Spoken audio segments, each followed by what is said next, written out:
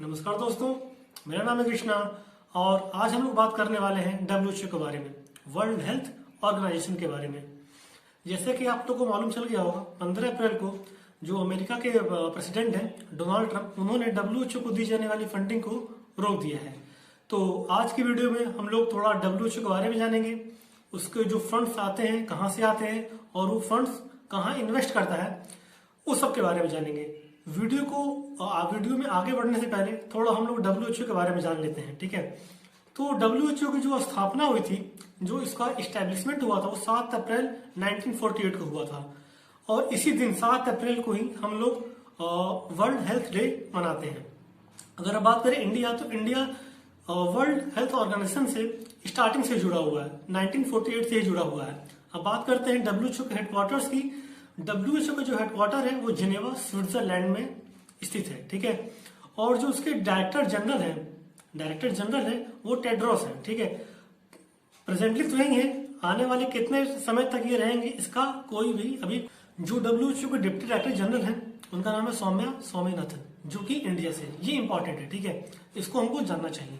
अब हम आते हैं डब्ल्यूएचओ के जो 6 रीजन हैं, उन्होंने 6 reason all over the world divide किए हैं अपने काम करने के लिए। तो उसमें से पहला रीजन आता है वो है Africa reason, WHO Africa reason. दूसरा आता है रीजन ऑफ अमेरिका। तीसरा आता है ईस्ट मेडिटेरियन रीजन।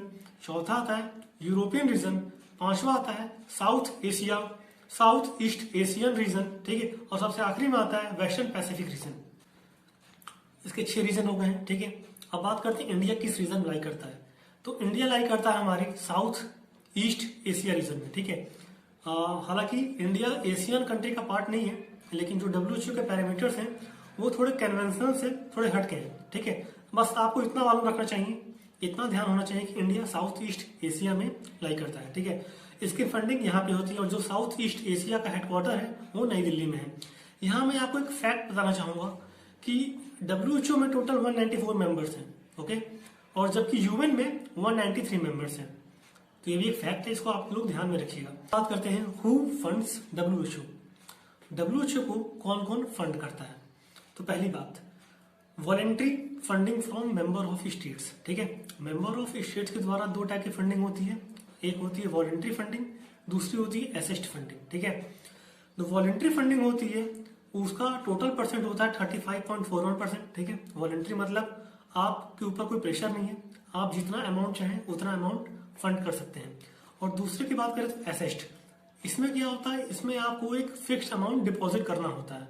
वॉलेंट्री में ऐसा नहीं होता है और असिस्ट में आपको एक fixed number of amount fund करना होता है, ठीक है। तो जो असिस्ट कंट्रीब्यूशन होता है वो करीबन 16% के आसपास है, ठीक है। वॉलेंट्री कंट्रीब्यूशन 35% के आसपास है, 35.41% है, ठीक है। इन दोनों के बाद आता है फिलोंथ्रोपिक ऑर्गेनाइजेशन, ठीक है, मतलब नॉन प्रॉफिटेबल ऑर्गेनाइजेशन, जैसे बिल गेट्स और मिलिंडा गेट्स का फाउंडेशन है। उनका कंट्रीब्यूशन लगभग 9% के आसपास है, 9.1% वो कंट्रीब्यूट करते हैं डब्ल्यूएचओ के फंड में। उसके बाद आते हैं यूनाइटेड नेशंस ऑर्गेनाइजेशन, ये 8.1% कंट्रीब्यूट करते हैं डब्ल्यूएचओ के फंड में। और उसके बाद आते हैं अदर्स, जो कि 35% होते हैं। यहाँ पे एक बात ध्यान रखने वाली ये बात है कि जो वॉलेंटियर ऑर्गेनाइजेशन होती हैं और जो असिस्ट होते हैं, ठीक है, जो उनका कॉम्बिनेशन होता है वो हरदम 50% होता है। हरदम क्या होता है, 50% होता है, 50% होता है। ये तो बात हो गई फंड्स की। अब हम बात करते हैं अमेरिका इतना इंपॉर्टेंट क्यों है डब्ल्यूएचओ के लिए, ठीक है।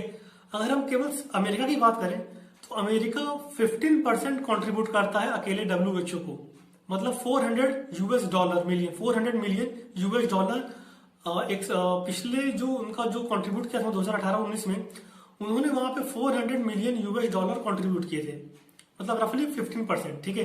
अगर आप उसके मेंबर ऑफ स्टेट की बात करें तो वो 31% हो जाता है।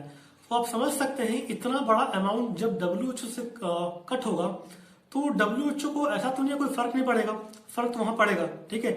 अब चाइना की ही बात कर लें, वो बहुत बड़ी बड़ी डेंगी हाँकता रहता है, ठीक है, लेकिन जो उसका जो कंट्रीब्यूशन होता है वो अमेरिका से 10% कम ही रहता है।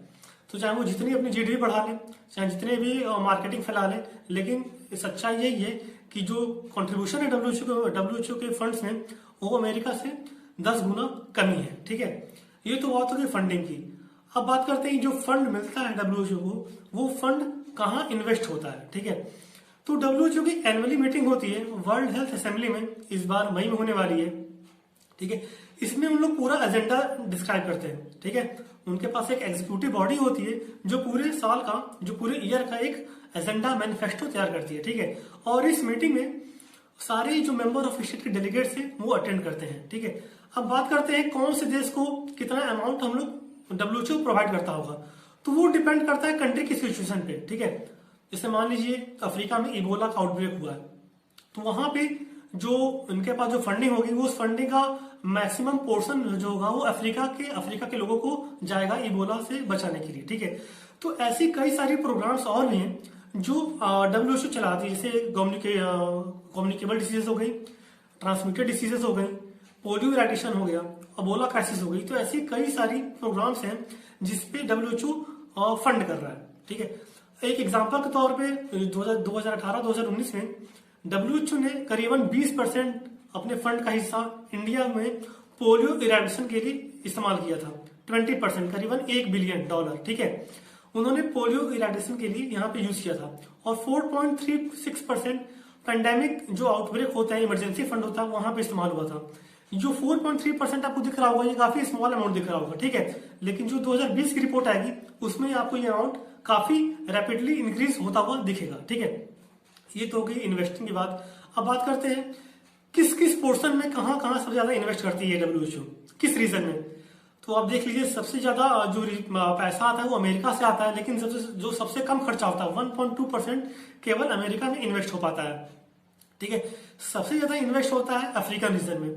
ठीक है, क्योंकि वहां पे अभी अप्रैल 10 को ही वहां अफ्रीका के जो गवर्नमेंट है उन्होंने वहां को इबोला फ्री करने का फैसला लिया था, लेकिन उसी दिन वहां पे एक और केस आ जाता है।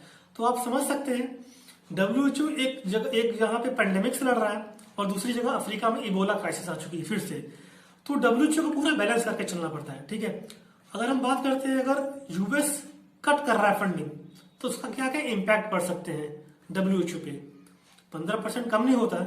अगर ऐसा होता है तो डब्ल्यूएचओ बैंकरप्ट हो सकता है। डब्ल्यूएचओ बैंकरप्ट हो सकता है। ठीक है, तो इस गैप को भरने के लिए जो 15% का गैप डब्ल्यूएचओ को खाली होगा उसको भरने के लिए दूसरे नेशन को इस गैप को फिल करना पड़ेगा। इसमें काफी नेशन सामने भी आए। जर्मनी ने अपनी जो फंडिंग है उसको बढ़ा दी है। बिल गेट्स ने भी बोला है कि हम फंडिंग रोकेंगे नहीं, जितनी हमारी फंडिंग है उससे ज्यादा हम लोग इसमें इन्वेस्ट करेंगे, ताकि जो ये पेंडेमिक सिचुएशन चल रही है डब्ल्यूएचओ को उससे लड़ने में थोड़ी मदद मिले। ठीक है, डब्ल्यूएचओ काफी इन्वेस्ट कर रहा है, वैसे भी जो अपने हेडक्वार्टर्स हैं वहां भी रिसर्चेस चलती रहती हैं, तो डब्ल्यूएचओ को वहां भी जरूरत पड़ती है। तो इस समय में यूएस का ऐसा करना मेरे विचार से, मेरा जो ओपिनियन है इस बारे में, उतना ठीक नहीं है। तो आप लोग भी अपना ओपिनियन दीजिएगा इसमें। आशा करते हैं कि आज आपको कुछ सीखने को मिला होगा, कुछ जानने को मिला होगा और कुछ समझने को मिला होगा। तब तक के लिए जय हिंद, जय भारत, नमस्कार।